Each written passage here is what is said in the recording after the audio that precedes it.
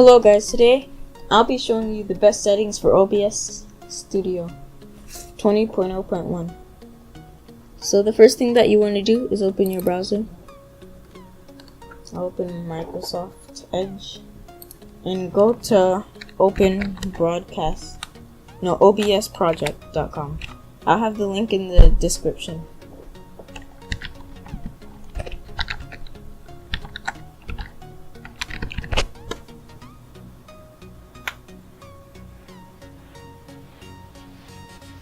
Once it's open, you want to go and download OBS Studio and then choose your computer version. I already have it installed, so I'm not going to download it. So download and install it, and once you have it installed, open it.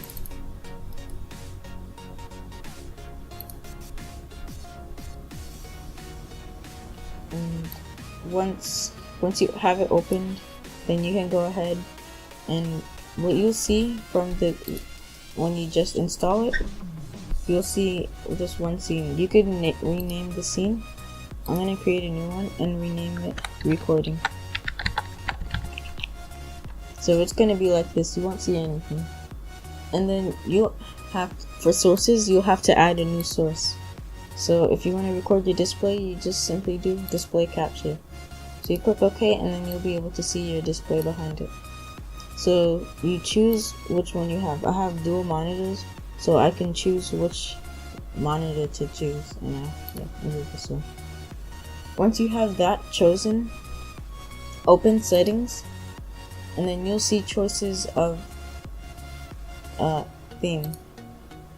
There's a dark theme, a default theme, and a Rochni. I like the dark theme. So, and then you have to click you have to automatically check for updates on startup. Once you have those checked and chosen, you could go for stream. You choose what you want to stream with, like Twitter, YouTube, Mixer, and other things. And then you go to output, and then on output mode, it usually is on simple. Change it to advanced, and then go to recording if you're recording. So you keep this on standard instead of custom output, and then choose your recording path. It's best to have a hard drive, an external hard drive, or another hard drive besides your boot hard drive to save your videos in, because it'll be better and it will use less storage. If you have your recording path chosen, you could check generate file name without space.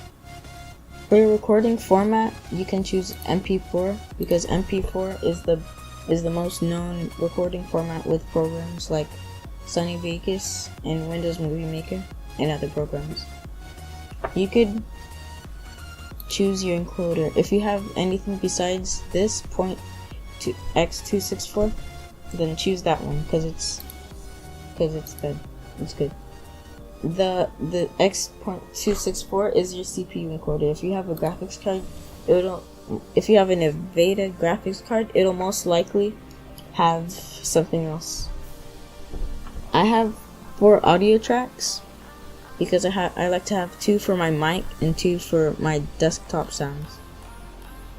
And when you choose your 4 audio, or you could choose as much as you want. Like if you just want 2, like one for your mic and one for your desktop audio, you could just choose 2. So you go to audio and put these to 320. This will just make your audio quality good and help your audio quality. Go back to recording, and then you could leave this unchecked. Or if you want to change your output, you could change it to whatever you want. For your rate control right here, you could change this to CBR if it's not on it. CBR stands for continuous bitrate. Continuous bitrate is like if you're playing a game or anything, it'll stay on this bitrate and it won't change or anything. You can keep this unchecked, and for the keyframe interval, you could keep this at 0. For the CPU usage, I put it at super fast because it doesn't use as much CPU, but it has a good quality. And the lower it is, the more CPU usage it is. So I kept this at super fast. For my profile, I kept it high because I had a pretty good resolution. And for tune, I put it at none. You could change it if you want. For audio, I put my sample rate at the sample rate of my max to of my mic to the max. To check your mic sample rate, what you have to do is go to right click on the sound icon, go to recording devices, and go to click on your microphone, go to properties, and then advanced, and then choose if it goes to only this, then on here you could put it on 44.1. If it goes to 48, then choose 48. You don't want to choose anything higher because it could interfere with the recording and it might make your mic mute, so I don't want to do that.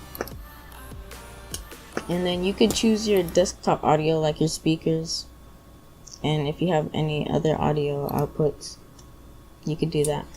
For video, I like to keep my resolution the same as my original resolution. For if you're recording with like a 1080p monitor and you want to downscale it to 720, then you could click on output scale resolution and you could put it to 1280 by 720. I recommend this as the lowest resolution that you put if you're going to be recording. 5 cubic is fine.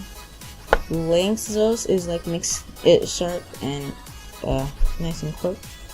And linear makes it blurry, like it says here, when you're moving your mouse and things quick, so it's bad.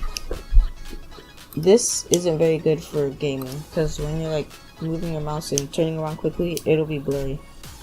For my common FPS, I like to keep this at 60 so that it's a nice quality and it's smooth. For start recording, I put it at 1, and to stop, I put it at 1 so that if I accidentally click it, it won't ruin the whole recording.